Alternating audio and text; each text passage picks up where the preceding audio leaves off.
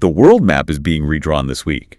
And I don't mean that in, some abstract poetics. I mean, lines are physically being shifted. Alliances that have held firm for 80 years are dissolving in real time.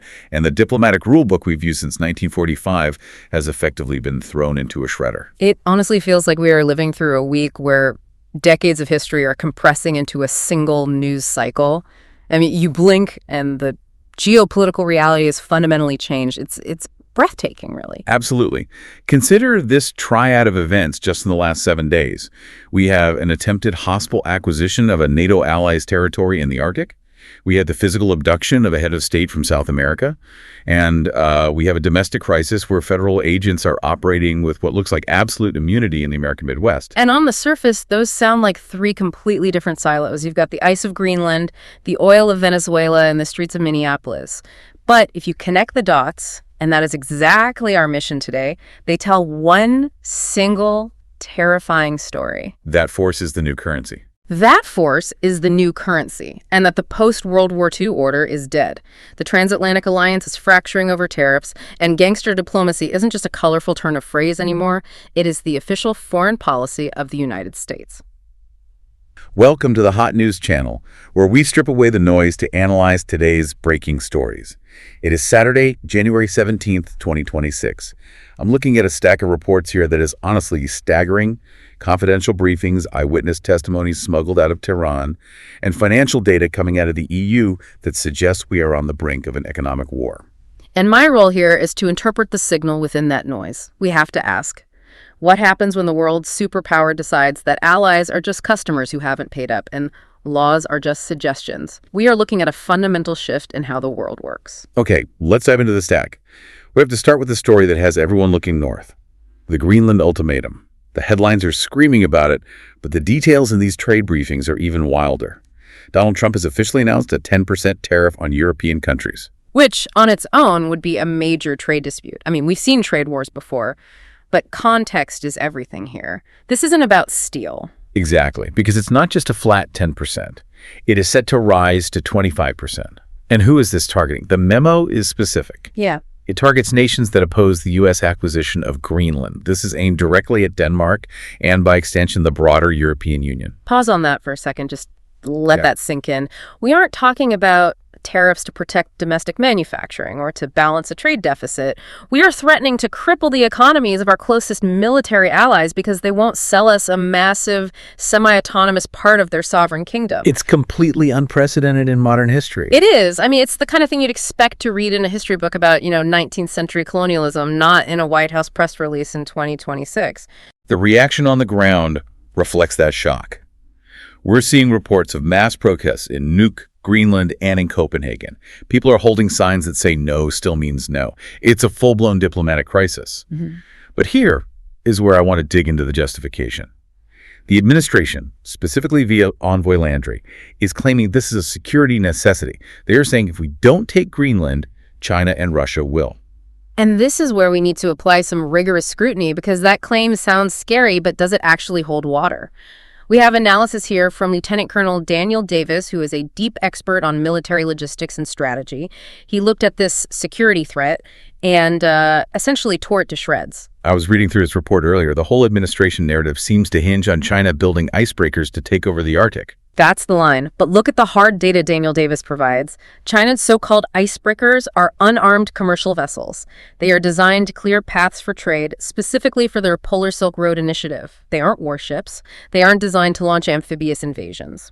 Right. And then there's just the basic geography of it all. The geography makes it a fantasy. For China to militarily threaten Greenland, they would have to sail a fleet past South Korea, past Japan, and then past Alaska. They'd have to sail past the entire U.S. Pacific Fleet and the string of U.S. bases in the Aleutians.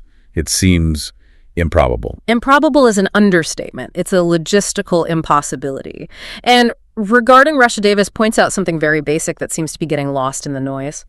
Russia already owns roughly 50% of the entire Arctic coastline. They already have their foothold. They don't need a foothold. They already live there. They have Murmansk. They have the Northern Fleet. They have bases all along their coast. They have unfettered access to the Arctic Ocean from their own territory. The idea that they need to invade Greenland to project power in the Arctic is, frankly, absurd. So if the security pretext is geographically and logistically flawed, what is this actually about? Is it just a resource grab? It's a fabrication. 100%. It's a story invented to justify what is, at its core, a resource grab and a legacy project. It's about rare earth minerals, yes, it's about strategic positioning for trade routes, but it is not about preventing a Chinese invasion of nuke.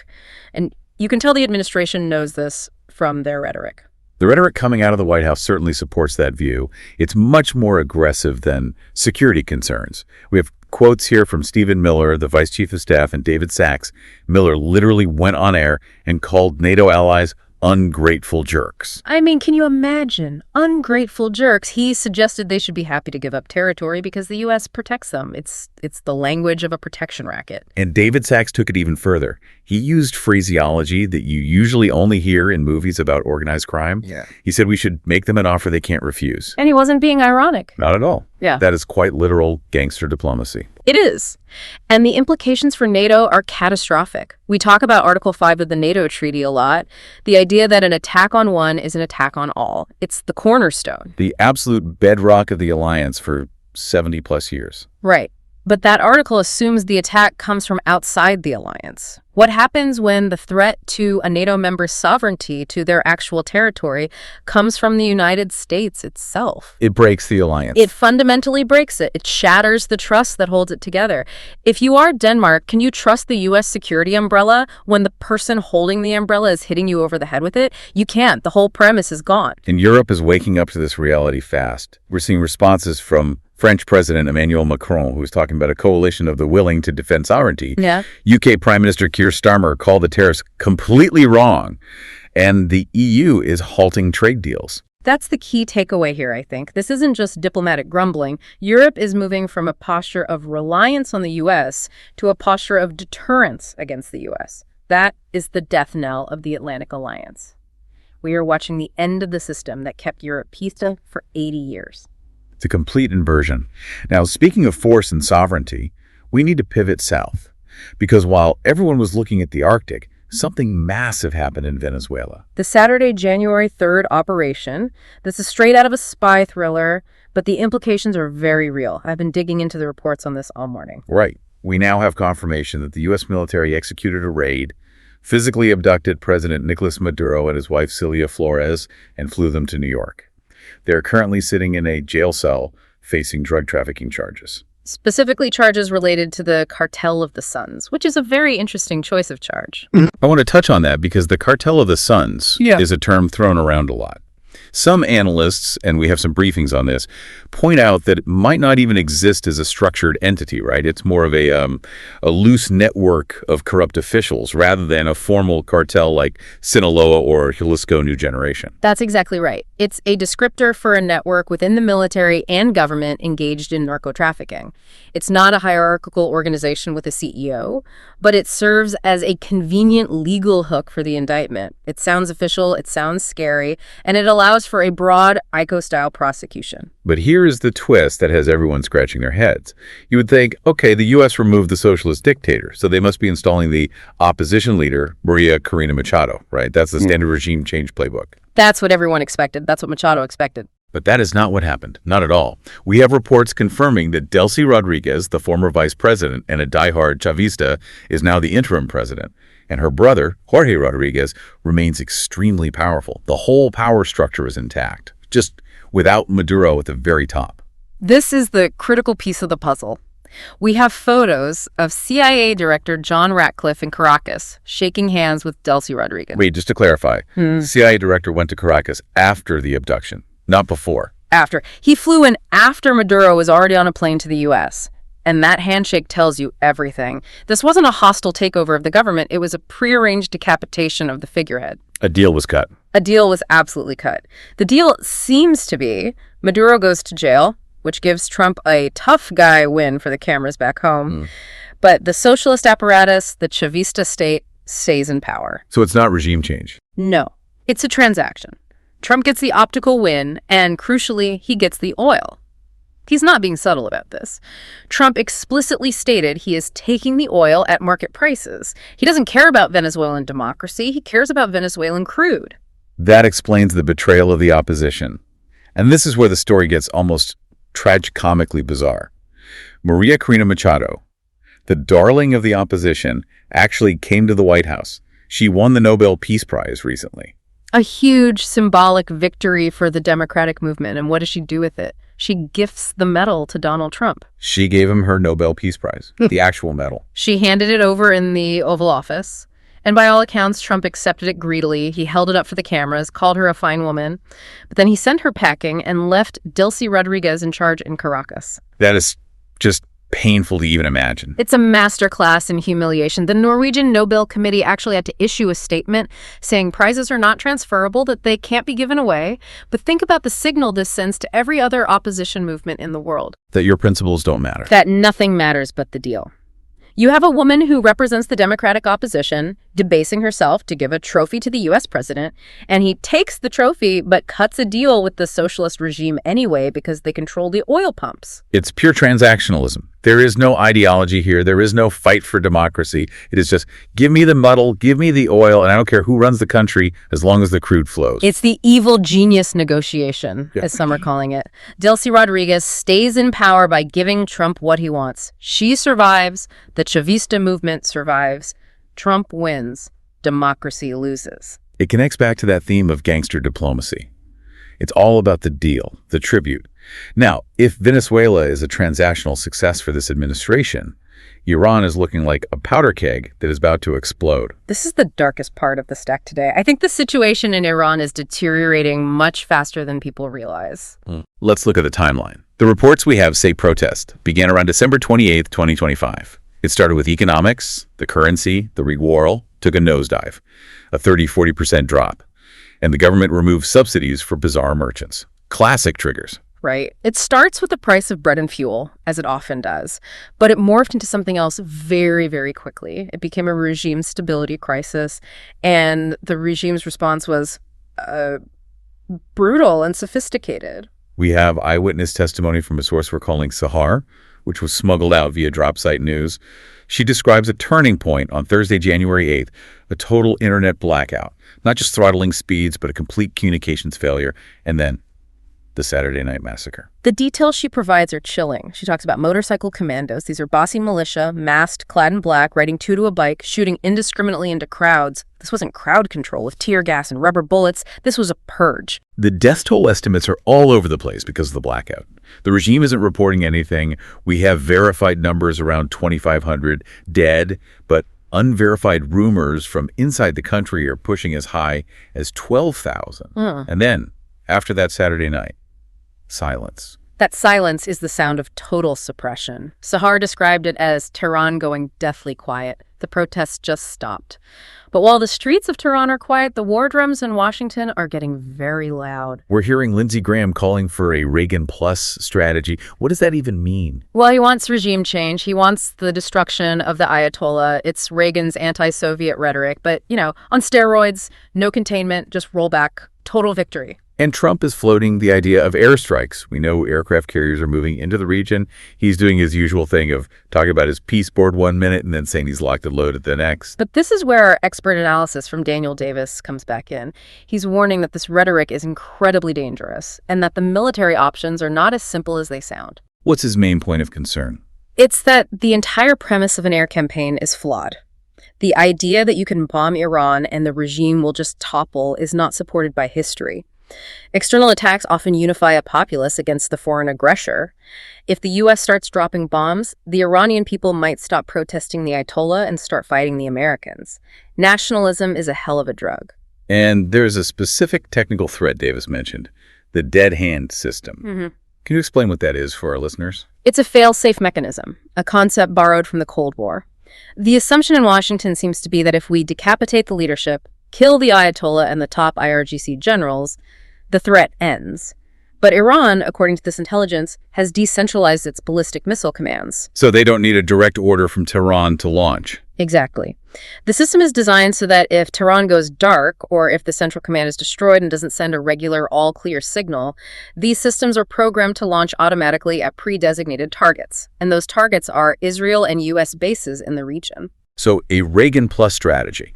A total decapitation strike could trigger an automatic regional war, even if the leaders who would have ordered it are already dead. Precisely. We are playing with fire in a room full of gasoline, and the administration seems to think they can just shock and awe their way to a new Middle East map. They are ignoring the technical reality of how these missile systems work, and the consequences could be apocalyptic. Force is the currency. There's the same pattern we're seeing everywhere. And sadly, we are seeing this reliance on force bleeding into domestic policy as well. We need to talk about Minneapolis. This is where the war zone mentality comes home, and it's frankly terrifying. The incident involving Renee Good. She was a 37-year-old mother, unarmed. She was shot and killed by an ICE agent named Jonathan Ross in Minneapolis. The administration's narrative, the official story, is that she used her car as a weapon. But we've all seen the footage now, and the video tells a completely different story. It clearly shows Agent Ross stepping in front of her slowly moving car. He created the danger. He manufactured the justification for using lethal force. It's a tactic we've seen before from law enforcement, but now it's being backed by a proposed federal policy that is just astounding. The administration is floating this idea of absolute immunity for federal agents. This is a legal revolution. It's a complete upending of the American judicial system. They are saying that federal agents, like ICE agents, answer only to the president. Which means what in practice? It means they effectively bypass the entire state and local judicial system.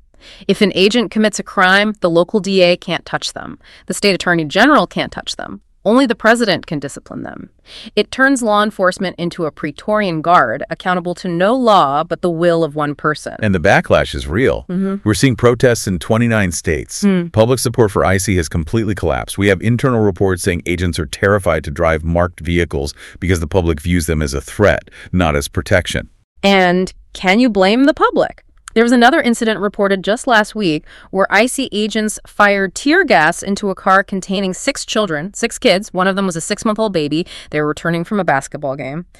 When the public sees that kind of thing, trust just evaporates. It's horrifying. Yeah. And you have to ask, who are these agents? Where are they finding people willing to do this? What is the vetting process like? Well, we have an answer to that, and it comes from a really disturbing piece of reporting by journalist Laura Jadid at Slate. She decided to test the system. She applied for a job at ICE using her real name. Now, you have to keep in mind she is a known journalist who has been openly critical of the Trump administration. So she should have been flagged immediately in any basic background check. You would think. But she got hired. Not only did she get hired, she got a start date, an EOD, an entry on duty date, without a background check, without a drug test, and without even having her ID verified. How is that even possible? That sounds like a system on the verge of collapse. It's because they're using automated hiring algorithms. The Department of Homeland Security is under pressure to hire 10,000 new agents in a rush, so they're using a computerized scanning tool to process resumes. The program was apparently coded to flag the keyword officer because her resume had terms like compliance officer on it from past jobs. The machine just auto-hired her. No human ever looked at it. So we are handing badges and guns to completely unvetted strangers because a bot saw a keyword. To meet a quota. That's what it comes down to. When you rush recruitment like that and remove human oversight, you guarantee atrocities. You are handing the state's monopoly on violence to people who have no business holding it. The Renee Good incident isn't an anomaly. It's the inevitable outcome of this policy. And these new unvetted agents are being armed with high-tech surveillance tools. We're seeing reports of ICE using the Palantir application to map entire neighborhoods. Yes, and it's more than just mapping. The app assigns deportation scores to communities, even to specific buildings.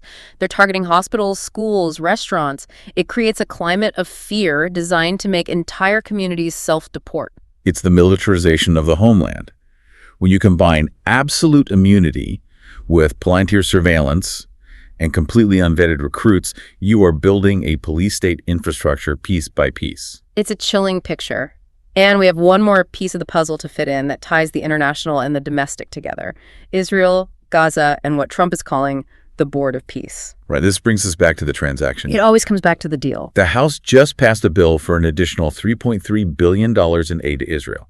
And it had significant bipartisan support. 151 Democrats voted yes. But there is a condition attached, a poison pill. It blocks all aid to Palestinians if they cooperate with the International Criminal Court or the International Court of Justice. Think about what that means. Just break that down. We are legislating against international law. We are officially telling a population under occupation, if you try to seek legal justice for what you claim are war crimes, we will starve you. And this is happening at the exact same time we're getting specific reports out of Middle East Eye about torture in Israeli prisons. The Slade Timon facility. Really disturbing allegations of sexual torture and rape of Palestinian detainees.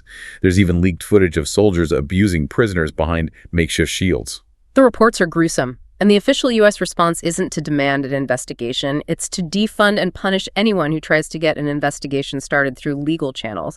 It's providing diplomatic cover for alleged atrocities. And then there's Trump's grand solution, the Board of Peace. This is the most Trumpian twist of all. It's his answer to everything he sees as a broken, inefficient system like the UN. He wants to create an alternative. But to be a permanent member of this Board of Peace, a country has to contribute $1 billion to a fund he controls. It's a pay-to-play United Nations. It is the complete monetization of global stability. If you have the cash, you get a seat at the table. If you're poor, if you're a nation like, say, Palestine, you have no voice. It is the perfect capstone to this entire deep dive. It's the world remade in the image of a real estate deal. So let's pull all these threads together. This has been a lot to take in. We have the dismantling of international law with the Greenland tariffs and the Venezuela abduction. We have human rights being treated as a commodity to be traded for transactions. Maria Corina Machado is sidelined for oil. Gaza aid is blocked to protect an ally from the ICC. And we have domestic enforcement at home turning into a paramilitary operation with zero oversight, fueled by algorithmic errors and this terrifying concept of immunity. The takeaway for you is clear. The Trump doctrine in 2026 isn't isolationism. Don't let anyone tell you that. It is aggressive transactional expansionism. It's gangster diplomacy on a global scale. And if you want to know where this is heading, don't watch the White House press briefings. Watch the European reaction to the Greenland tariffs. That is the canary in the coal mine. It's everything. If Europe buckles, if they decide it's easier to pay the protection money than to fight, then this new order is cemented. But if Europe fights back, and I mean really fights back with their own economic warfare, with their own tariffs and sanctions, then we are entering a period of global chaos we haven't seen since the 1930s. That is a sobering thought to end on. But that's why we do this, to see the reality clearly no matter how uncomfortable it is. If you found this analysis valuable, hit the plus or follow button on your podcast app and give us a like. Subscribe to the Hot News channel for more deep dives. Until we meet again. Goodbye. Goodbye.